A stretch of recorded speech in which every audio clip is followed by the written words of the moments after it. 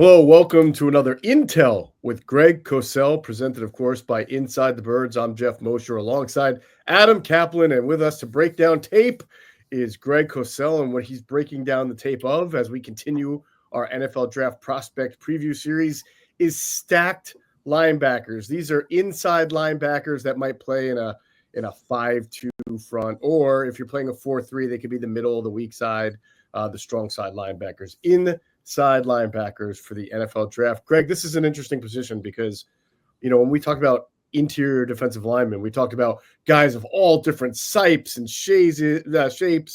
measurables and scheme specific. But when you look at inside linebackers, specifically off the ball ones here, sure. I feel like traits are more important than, say, size. I mean, some of them come in different sizes and shapes, but some of them athletically test through the roof and others maybe not as much. Yeah, I mean, that's definitely true. And I think so much, too, is scheme dependent. I mean, we went through a period, and maybe some still believe this, where this position is not really viewed as a premium position. And we know a lot of teams don't normally pay a lot of money for quote-unquote stacked backers. That seems to have changed a bit in recent years. We saw the Bears give a lot of money to Tremaine Edmonds.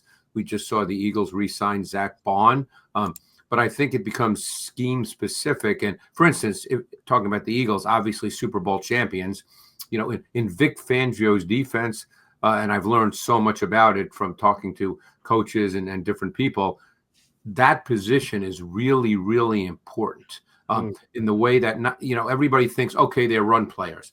That's not the case.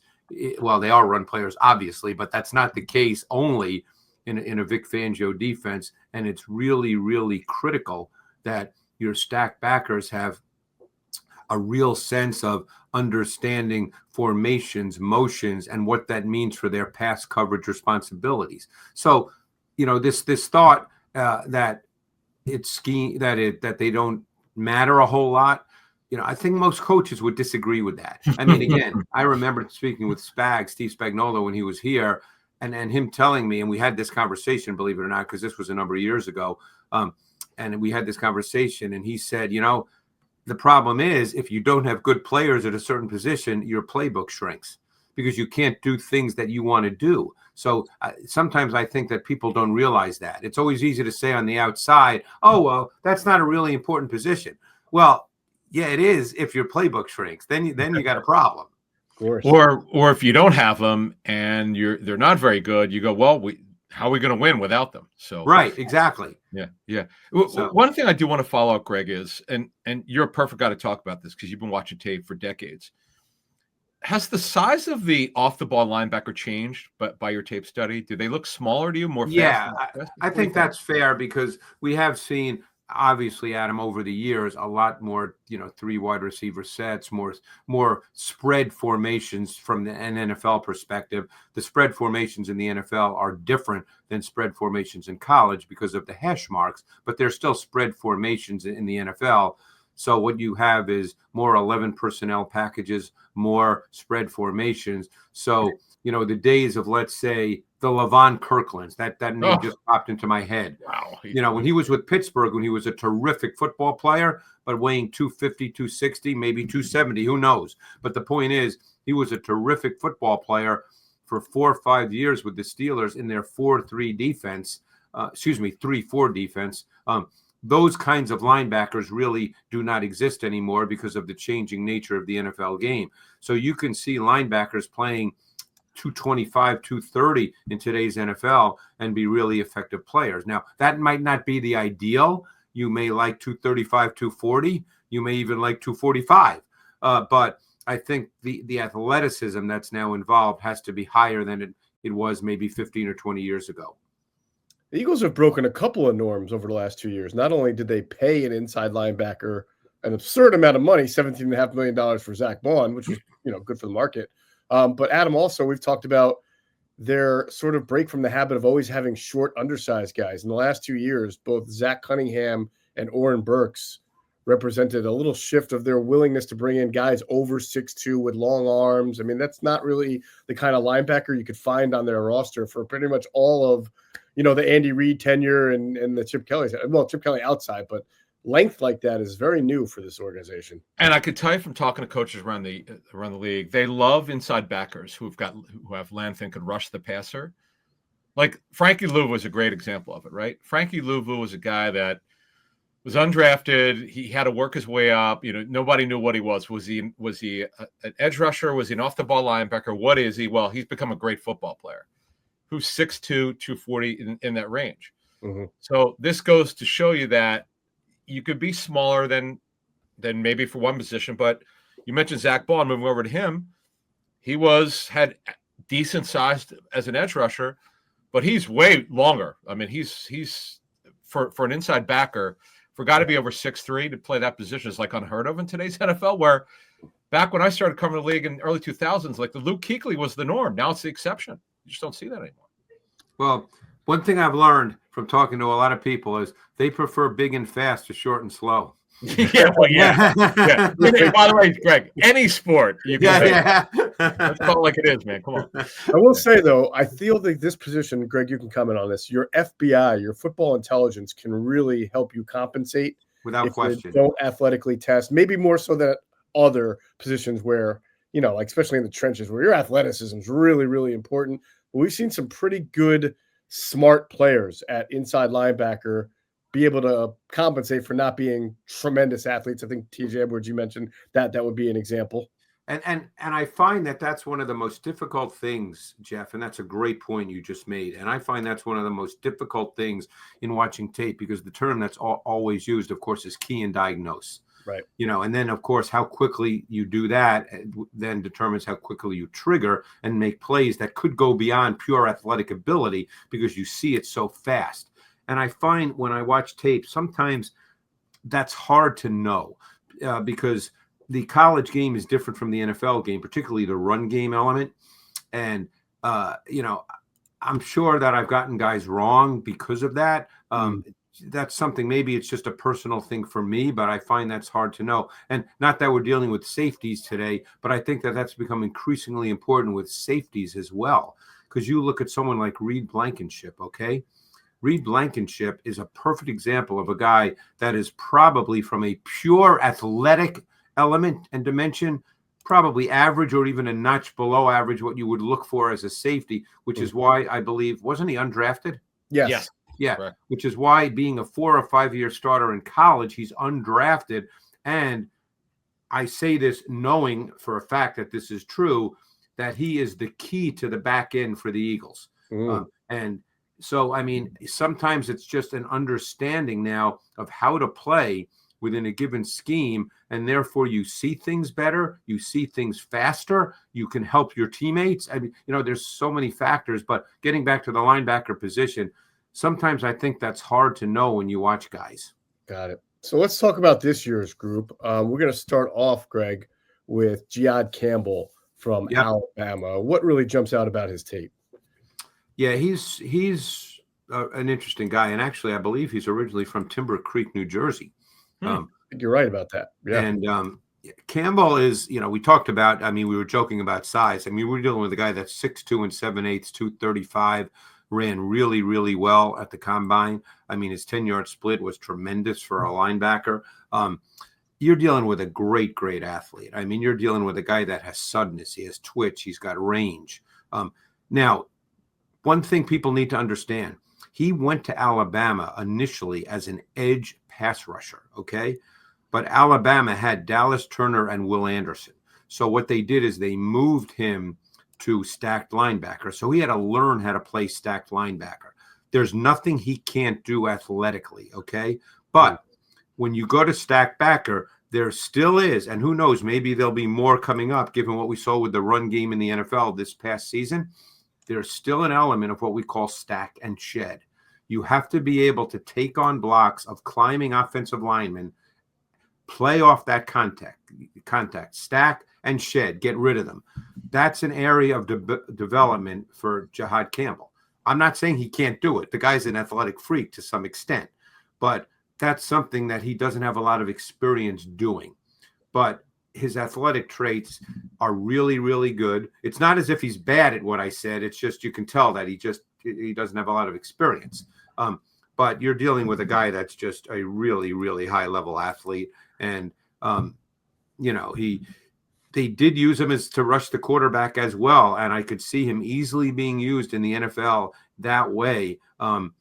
When they used him as an edge pass rusher at Alabama this year, he looked like a different player because that's something he's used to doing. He's got bend, he's got flexibility, he's got closing burst, he's got high level aggression and explosiveness. So you're probably dealing with a guy that in base defenses will play stacked backer and could very well be on the field in your sub as either kind of a joker or move around guy or even as an edge player. So he's not really a hard evaluation just because the athletic traits are so good. I'm going to bring up a guy who made the Hall of Fame, and just be careful when how you react. But Greg, you might remember when Brian Urlacher was drafted. Yep, he is not ready. Barry Mincher was the Bears middle linebacker, a little bit raw, but had great length, could do everything. Returned punts in college. Right, he was a great athlete, but he needed a lot of work. Yep. Okay, and I just thought of Campbell. I didn't know we were going to go. I hadn't talked to you about Campbell yet. We didn't know what you were going to say, but just people have to understand. It's always the draft is about projection. You don't know what you have when you draft them. You know what the tape tells you. I mean, these are 20, 21-year-old kids. Right. So you got to be patient. Now, he could come in and be a little bit further ahead than they expected. Like any other player that comes in, you just go by what you see on tape. You project what he could be for our team over the next 4 to 6 years. You just got to say it. And the other thing is, by the way, coaching matters. Where this guy and who coaches him will tell you how quickly he could matriculate to the next level. Well, if he's a first round pick, which he will be, that means he has a 5-year contract, right, Adam? You guys know this better. 4 years plus a 5th-year option. Right. Yeah. So, I mean, even if it takes a year and a whatever, I mean, you have this kid for at least 5 years if you choose to. Yeah. Urlacher ended up weighing more than I think Campbell, unless Campbell puts on a little weight, because I think Urlacher, and plus he was built differently. But still, I know the point you're trying to make is that Urlacher came in as a guy that played some safety in college. He returned punts. He wasn't a pure stacked backer and kind of had to learn the position. Now, I know your exact point. I hope people don't think we're saying that Jihaad Campbell is going to be Hall of Famer. We have no idea what he's going to be. But the point is you're dealing with a guy that's really a great athlete. Right. And you have to believe, and I've heard he's a great kid because I know someone down at the University of Alabama. I heard he's a great kid too. So you have to believe that he's going to become at least proficient enough in the areas that he's not great at right now. But he's an explosive athlete. There's not a lot of guys like that. Jeff, real quick before I send it to you, I just want to add this. I remember talking to the Bears when they drafted him. They fully expected Barry Mincher to start year one, and then things change once he got to training camp. When you see Brian Urlacher, I'm sure you guys have seen. He's an incredible specimen. He's a specimen. Yeah. Right. It's super freak athlete, as Greg alluded to, Jeff. So as I send it back to you, I think people just have to understand when a guy's. This will be what did he play? By the way, Greg, 3 years at inside back or 4 years at Alabama? How many years did he? Do you know? You mean Campbell? Yeah, 3 years. Campbell played. He played 3 seasons at Alabama. So all 3 at inside backer. Yeah. Well, he came there as an edge pass rusher, but was moved to stack backer pretty much right away because of Turner and Anderson. Right. So Jeff, he was a 5-star. He played, I think, for 2 or 3 years at Timber Creek High School in South Jersey, and then went to IMG Academy for his final season. Gotcha. So he may not be ready right away, Jeff, to step in day one because again, he's got to learn. He's got to learn. He'll play in sub though. He may not be playing every, but he'll play in sub. This is what Edgerrin Cooper started off with the Packers. I believe they started him off in sub until they felt that he was a little bit more seasoned and ready. And by the end of the year, week 10 or 11, he was playing pretty much 85, 90% of the snaps. And he was another guy. I remember, Greg, at this time last year, you were saying has athleticism through the roof. He can run, he can tackle, he can do everything, but he needed just a little bit more seasoning on the position. And by the way, he was a really good pass rusher too in college. Yes. Yeah, absolutely. So, A&M, right? A&M. And Campbell weighs more and is taller. So, you're dealing with, Cooper's a great athlete. I don't want to get caught up in, minutia of who's a better athlete, but Campbell's a bigger man. Yes. The whole key and diagnose and stack and shed thing is interesting because I find watching tape of linebackers, Greg, there are some guys that just aren't big at that position. Nakobe Dean's a good example, but I feel like he's smart and knows how to get around the blocks. I don't know if that's considered stack and shed. No, the key for the guys who are avoiders is not to lose your gap integrity. That's the key. Because if you step around blocks, often you lose your gap integrity. So there's a knack for that. So someone like Nakobe Dean, probably his whole life, because he's never been 6'3", 235. Right. You know, he's done this his whole life, so he has a feel for something like that. Yeah. You know, so the guys who are smaller, you know, it's like quarterbacks. When we talk about quarterbacks that are 6 feet, you know, they've been 6 feet. They've never been tall. So they play a certain way, but they've been doing that since they're 12. Right. You know? So Nakobe Dean's probably been doing that since he started playing linebacker, because he was not just going to physically knock everybody down. So, the key is not losing your gap integrity. Right. And I thought he took good angles last year. He shot gaps to help, you know, sometimes that helps you overcome the lineman in your face. They used him in the right way.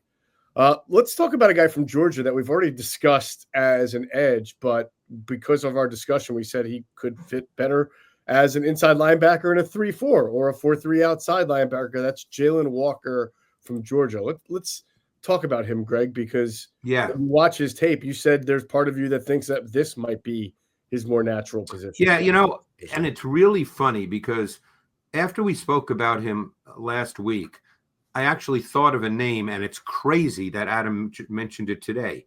In some ways, you could think of him as a Frankie Louvu type, a guy that's going to play stacked backer in your base and then move to edge pass rusher in sub, because Louvu, what in their dime, was an edge pass rusher. He lined up as an edge pass rusher. And Walker, you know, Walker is a great athlete, and he's an explosive mover. You know, when I watch guys like that, and Adam's point, you know, to come back to Adam's point, which is the whole point of this exercise, by the way, that's why we watch tape, is we're projecting what are guys going to be. So my question when I think of Jalon Walker is this: on the first day of rookie minicamp in the NFL with whoever drafts him, when they're out there in their shorts and a t-shirt, and you know, we've all seen this where they just walk through things at slow motion speed, but you have to line guys up where you think they're going to be, and because everybody starts in your base defense. Mm-hmm. So you draft it. Let's say whatever team drafts him. Let's say he's a top 15 pick. Okay, so you draft him. It's the first day of minicamp. You're out there in your shorts and a t-shirt. Where do you put him?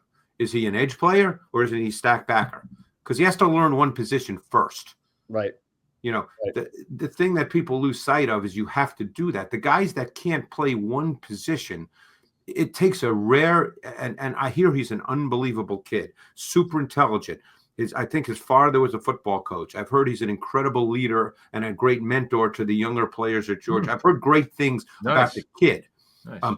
But the point is, he's still going to the next level. You know, and you think of guys that people automatically say, well, he can play 5 positions.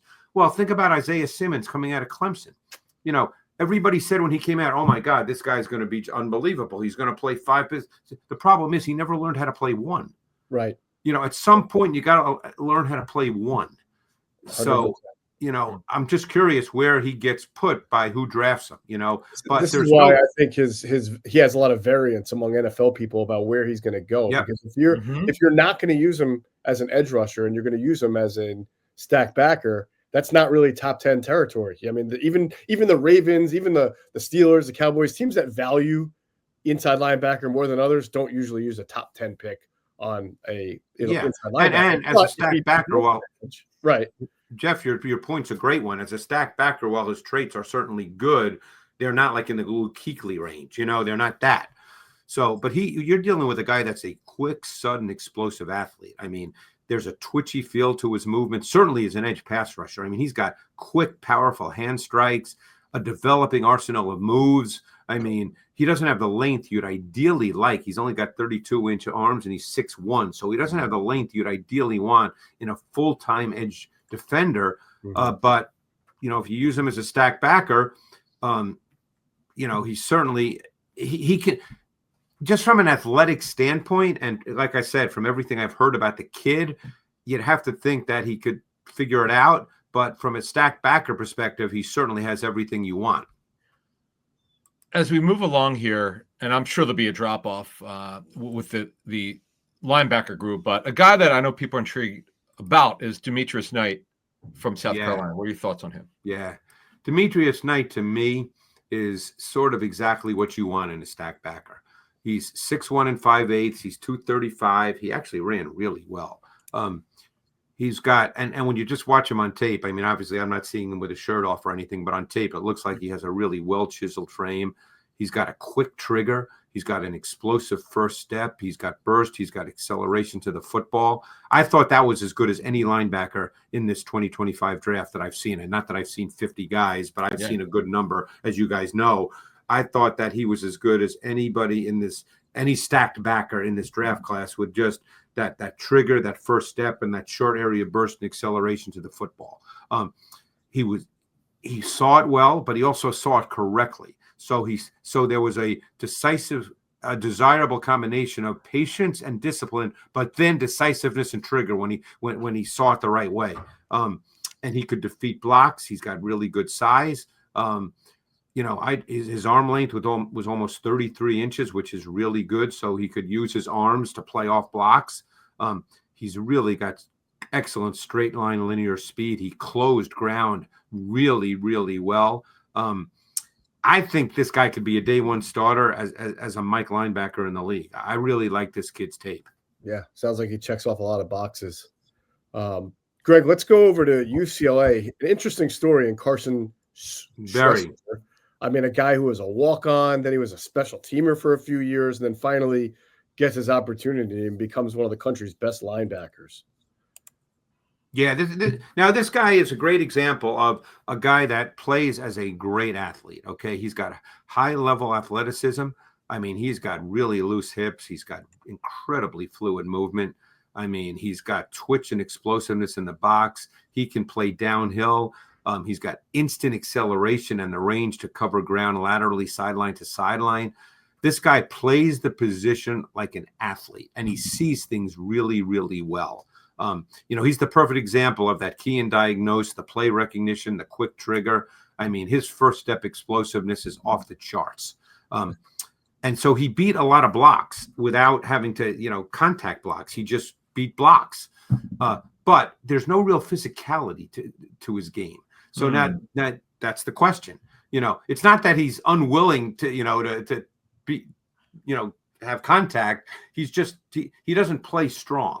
Mm-hmm. That's not his game. He's a phenomenal athlete, but there's not a lot of physicality. So now you have to decide what that means. Maybe in the way you would use him in a particular defense, it doesn't matter at all. But go ahead, Adam. I was just going to say, you're talking about Carson Schwesinger from UCLA. So to me, it'd be like maybe a weak side linebacker we could run and chase because he's not a physical player. To me, he's a will guy more than in fact, that's what I said. I said the power element is lacking in Schwesinger's game, and I believe he would likely have to play the will role in a base 4-3 front. There you go. I would think he'd begin his career. I could be wrong. I'll give you a guy I was wrong about, and I wouldn't say that the comparison is exact, but I'll tell you in a sec. I would think Schwesinger would begin his career as a sub-package linebacker because he's really good in underneath zone coverage. He's just one of those guys. I hate to use the word instincts. It's one of those words that gets overused, but he just sees things, has a really good feel. I mean, I could easily see him starting as a sub-package linebacker. The guy I was wrong about, and I think Schwesinger's a little better athlete, but the guy I was wrong about was Henry To'oTo'o. He came out of Alabama as a 4th-round pick. I didn't see him as a starting linebacker. This year he started for Houston and became a really, really good football player. So, I could be it's not that I'm wrong on Schwesinger. I always worry a little bit about stacked backers that don't really have a physical power element to their game. Maybe I'm old school. Maybe the younger people watching this, it's funny, you get older, you say younger people, and it's like, oh my God, I used to be one of those people, but I'm not anymore,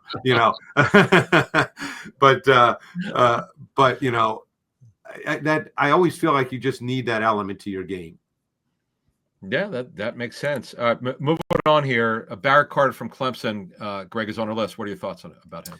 Yeah, he's another guy that's a pretty good athlete. I mean, and I've watched him for 2 years because I thought he'd come out, which I think a lot of people did.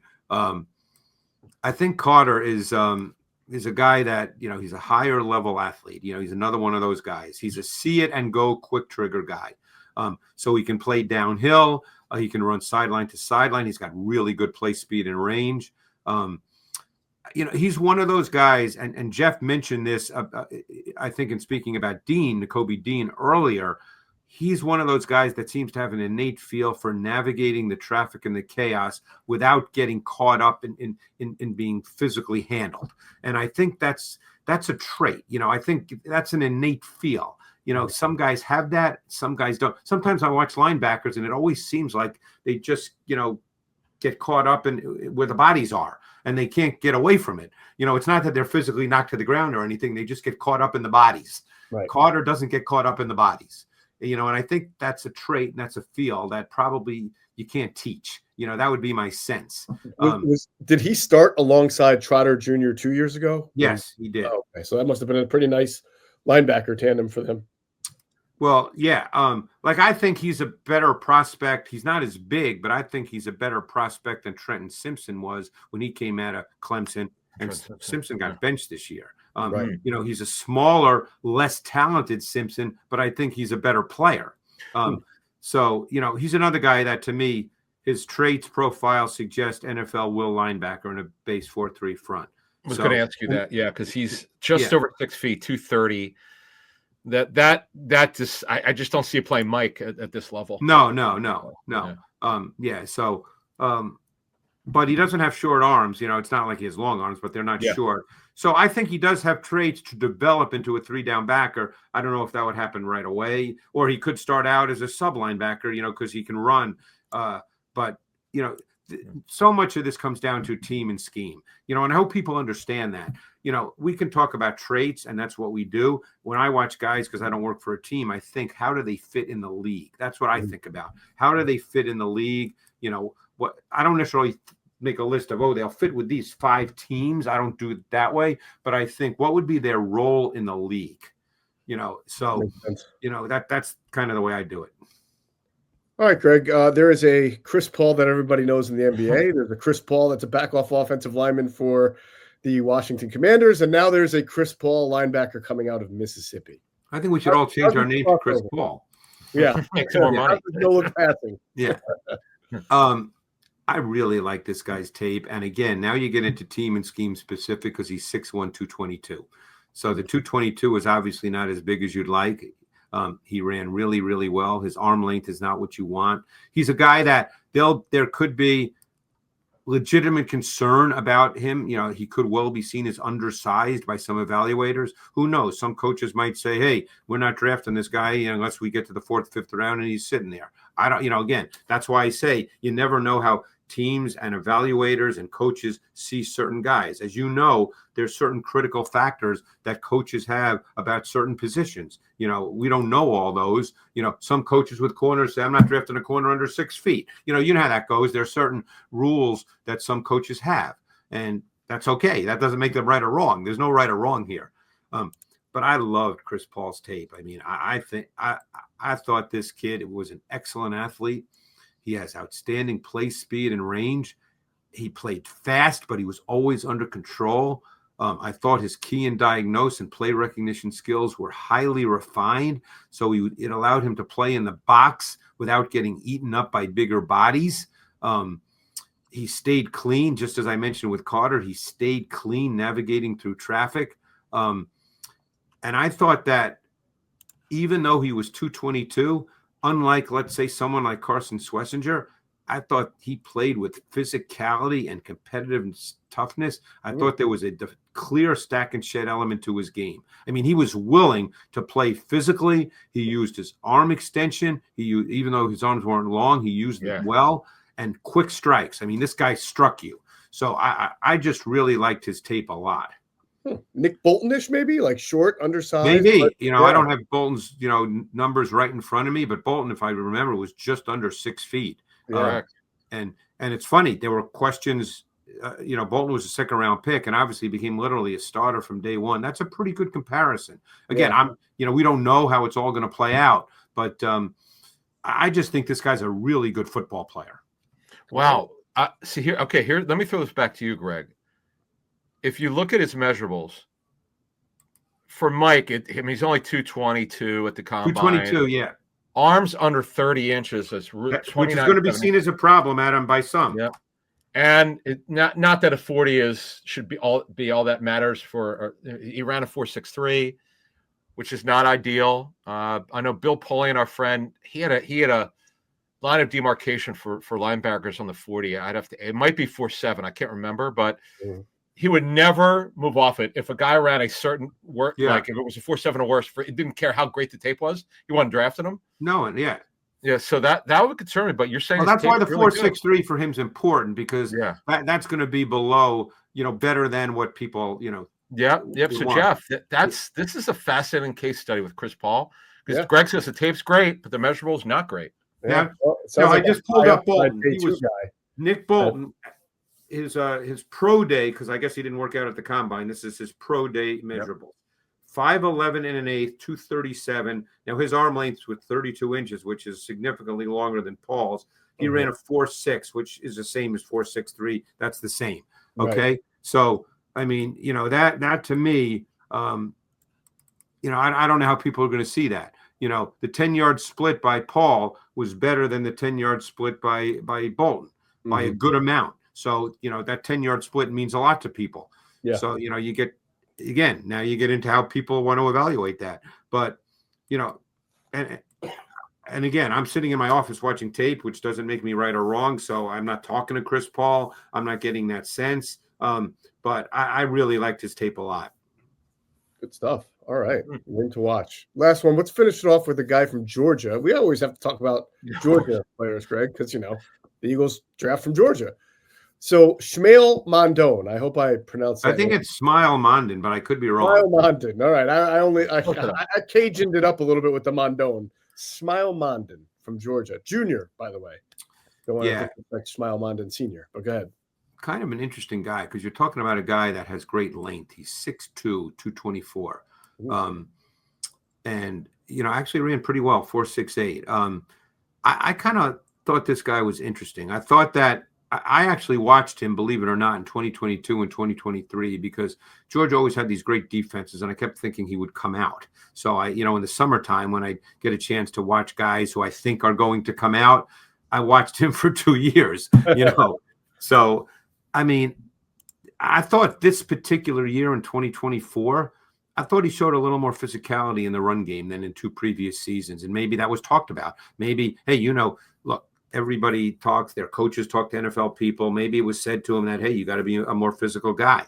I wouldn't call him a downhill thumper, but he clearly improved as far as physical toughness and aggressiveness as a box run defender. And I thought he needed that in his game. I would think that he'd start out as a sub-defense linebacker. He's got tremendous length at 6'2". He's got range. He can play man. He can play zone. But he's a really interesting guy, because he's long, he's fluid, he's rangy, he's got good play speed. And so his overall profile kind of fits that of the athletic run and chase, scrape and flow linebacker. Even though I said he's better physically, you wouldn't call him a truly physical guy. But, when you're 6'2", that length matters. Absolutely. Absolutely.